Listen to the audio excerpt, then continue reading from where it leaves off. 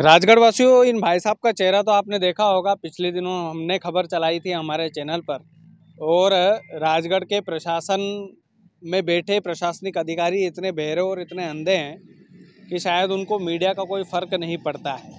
इतने ज़्यादा मट्ठे हो चुके हैं, इतने ज़्यादा आलसी हो चुके हैं कि भाई साहब ना इनकी कहीं पे रिपोर्ट दर्ज हो रही है, ना इनका कोई निराकरण हो रहा है। और सारंगपुर तहसील का सुल्तानपुरा गांव है जहां पर ये रहते हैं। आज सारंगपुर से हम जा रहे थे घर की तरफ, तो भाई साहब हमें मिल गए। इन्होंने बोला भाई साहब कहीं मतलब ही नहीं हिटियो, तो हमने वीडियो बनाया कहीं सार हिटियो, कोई मतलब ही नहीं है। तो कोई मतलब ही नहीं है तो भैया हम भी चैनल बंद कर दा, और प्रशासनिक अधिकारी बढ़िया सैलरी खाओ बैठिया बैठिया, सार कहीं भी नहीं है। आप भी सैलरी खाओ, हम भी मजा करा। आप जब 4x4 के कमरे में पढ़ते होंगे, जब आप ये सोचते होंगे कि हमें एक नौकरी मिल जाए, हम ईमानदारी से करेंगे। आपको नौकरी मिल गई, आप ईमानदारी से कर रहे हैं क्या? आपके दिल से पूछना। आप, मैं किसी पर कटाक्ष करने नहीं आया हूँ, लेकिन इन जैसा गरीब परिवार, वो अम्मा, ये इतनी बुजुर्ग अम्मा, ये इतनी बुजुर्ग अम्मा, अभी मैं विजुअल में दिखा रहा हूँ आपको, वो बैठे बैठे जो मुझसे बात कर रही थी, इनके आंखों में आंसू थे। सबसे पहले राम राम आपको। राम राम भाई साहब, राम राम। सुल्तानपुरा में तो आके वीडियो बना दी तो यार मैंने बनी थी तो भाई साहब आपने वीडियो, आपने वीडियो बनायो। जिसके बाद में 4-5 दिन के बाद में तहसीलदार साहब आए तो जहाँ पे तार लगा हुआ था, वो तार उन्होंने बोला कि खोलो, तो तार सामने वाला भर्ती ने नहीं खोला, और उधर से लेके आया और बोलने लगा। घबराओ मत, आराम से बोलो, कहीं दिक्कत नहीं, लोड मत लो, खुल के बोलो। कोई डराए चमकाए तो फोन लगा जो। तो के मेरी कुआ की तरफ गए, जंगल में गए, सब देखा देखी करा। जिसके बाद में मेरी जगह है थोड़ी सा स्कूल पीछे, तो उसी को कह के ये स्कूल तोड़ दो और ये बवड़ इस मकान पे गिरे दो, और तेरा रास्ता यहाँ से बने ले। मैं जगह जगह रास्ता तेरे को बने के दे दूँगा। तेरे ज़्यादा ही रास्ता का शौक है तेरे को, तो एक काम करना, ज़मीन बेच के कहीं रोड पे ले ले। कौन बोलते हैं ये? तहसीलदार साहब ने बोला। जिसके बाद में पटवारी ने बोला कि जिसका जूते में दम है वो तो जूता भी मारेगा। मनीष सक्सेना ने बोला, एक तो तेरा हाथ तोड़ा ना, उसने तो हाथ तोड़ा, मेरा हिसाब में तेरा पग काट देना था एक तो तू नेतागिरी कभी नहीं। झूठ तो नहीं बोल रहा है आप? बोल रहा है बाबूजी, झूठ नहीं बोल रही हूँ, झूठ नहीं बोल रही हूँ, कट भी झूठ नहीं बोल रही हूँ। तहसील में सामने बात हुई, जो भी है खुली बात बोल जो, झूठ 1% भी नहीं है। सर उन्होंने बोला कि मैंने तेरे को समझाया था ना, पहले तेरे को मैंने समझाया था तो कि तू चौकीदार से पद पंगो ले। 80% तो मैं हूँ इस तहसील के अंदर, और 20% तहसील है मेरे सामने। तेरे का कोई का मुँह भी बाहर दे के तू ज़मीन बोई ले। एक काम कर, तू बेचना चाहता है ज़मीन तो परमिशन लेके आ। किसने बोला है? मनीष सक्सेना पटवारी ने। तेरे को ज़मीन बेचना है तो परमिशन लेके आ जा, मैं तेरी ज़मीन जो रेट में चल रही उस रेट में मैं खरीद के लूँगा। ये बात हुई, और जिसके बाद में तो उनसे बेचबाजी कोई करी नहीं, कर्मचारी लोग। जिसके बाद में सर नया पटवारी जी के पास आया मैं। नया पटवारी जी बोलते हैं कि नेतागिरी मत करे तू भी ज़्यादा।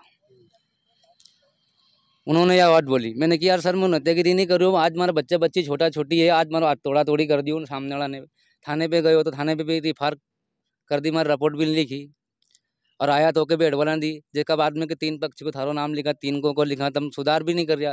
तुम्हारे से निवेदन यो है मारो, कहीं भी नहीं हो रही, तुम्हारी ज़मीन बोवाड़ दो। अब ज़मीन बोवाड़ दो, नहीं तो कहीं भी करो। जेका बाद में कहीं का व्यक्ति के गेले बैठे के ले जाऊँ तो के गेले नहीं जान दे, तो गेले मत रहे। जिसके बाद में मैंने 2-3 आदमी से बात करी मेरी ज़मीन की, सर हमारी ज़मीन कोई लीच पे रख लो यार इस साल यार हमारे। तो सामने वाला को डराया, पाटीदार को जेके उसने कि भाई वो उसकी ज़मीन मत रखो, और मेरा कहीं केस चल रहा है अभी। उसने मेरी रिपोर्ट डाली सर। जिसके बाद में सर वो उनकी औरत, मेरी औरत को गोबर फेंकने जाती है तो गोबर भी फेंकने नहीं देती उधर से। कुल मिला के रास्ता चाहिए आपको? हाँ रास्ता चाहिए सर। क्यों अम्मा, बाटी चारी खाली? हाँ बाटी चाहिए, हमारे तो खेत पे ज्यादा की बस। हमारे तो बाट चाहिए। कतरीक बार चारी तो हमारा कतरा भाई कतरा की चारी। एक ट्रैक्टर इट जा अतरोक। हाँ एक ट्रैक्टर इट जा अतरोक। अतरी की बात नहीं दे रहा? हाँ अतरी नहीं दे रहा। और बाप बूढ़ा वहीं से इटता आ रहा था कहीं आपका? वहीं से ही मर गया हमारा बाबू। आपकी तो अतरी उम्र हो गई, वहीं से इटता रहे। वहीं से इट रही है, वहीं से। हाँ जो तार लगाई थी। अबे गूंड ली जगह, कन्ने गुंडी वा जगह भर्ती ने सर गुंडी भर्ती ने। बाप बूढ़ा जहाँ से निकल रहा था वह जगह ही गुंडा की। अब कहाँ था इठा बस। गाँव था इठाम हाँ आपकी जितनी उम्र होगा वहीं से निकलता है। अरे अम्मा, वहीं से वही सही जी, जहाँ हमारी उम्र ही होगी। ये उम्र ही होगी हमारी, वहीं से निकल रहा था हम। ये भाई 7-8 फीट की जगह नहीं मिल रही यहाँ पे। हाँ 7-8 खाली बाट है, खाली खाली बाट है, बाट है। बाट में भी नहीं कहो दी। कारण कहीं है वो? कारण यो ये कि तेने रिपोर्ट क्यों करी हमारी, काय के लिए करी रिपोर्ट देने और किस लिए कर रिपोर्ट। आणि रिपोर्ट को आगे तू अंदाजो देख जका बाद इकड़ जबरदस्ती गुंड के मारे कोई की जमीन में से इकड़वन दे मई से, कोई की जमीन में तो नहीं इकड़वा दे के, जमीन पे तो ही नहीं जमीन। लिखी क्या रिपोर्ट?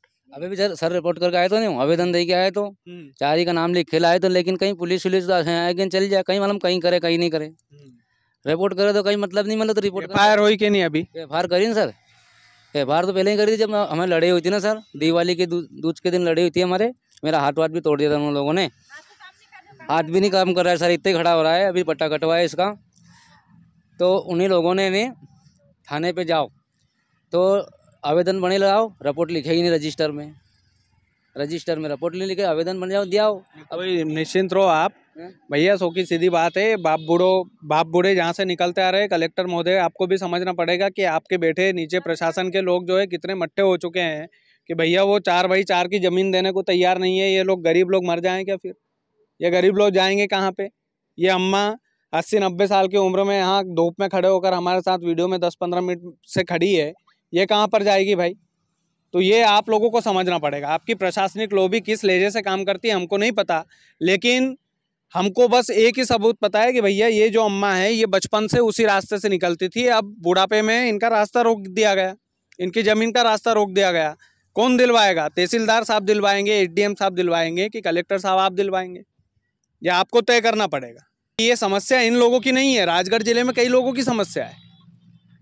और बाकी हमने एक बार इनका वीडियो बना दिया था, तहसीलदार साहब आए, बोले स्कूल रखा है, स्कूल है इधर, तोड़ के बना लो रास्ता। भाई साहब ये स्कूल तोड़ने में सक्षम होते तो आपसे क्यों गुहार लगाते यार? आप लोगों से यही गुहार लगाना चाहता हूँ कि राजगढ़ जिले के अंदर यदि कोई गरीबों के साथ अन्याय करेगा तो हम उनके साथ खड़े रहेंगे। आप लोगों को सपोर्ट करना पड़ेगा। आप लोग सरकारी दफ्तरों तक इस वीडियो को पहुँचाना, इस वीडियो को कलेक्टर महोदय तक पहुँचाना, हम भी पहुँचाएंगे, एसडीएम साहब तक पहुँचाना, हम भी पहुँचाएंगे, तहसीलदार साहब तक तो पहुँच ही जाएगा। बाकी इन लोगों को न्याय मिले इस उम्मीद के साथ इस वीडियो को अभी क्लोज कर रहा हूँ। बाकी बैक टू बैक में इनके ऊपर स्टोरी बनाता रहूँगा। बहुत बहुत शुक्रिया।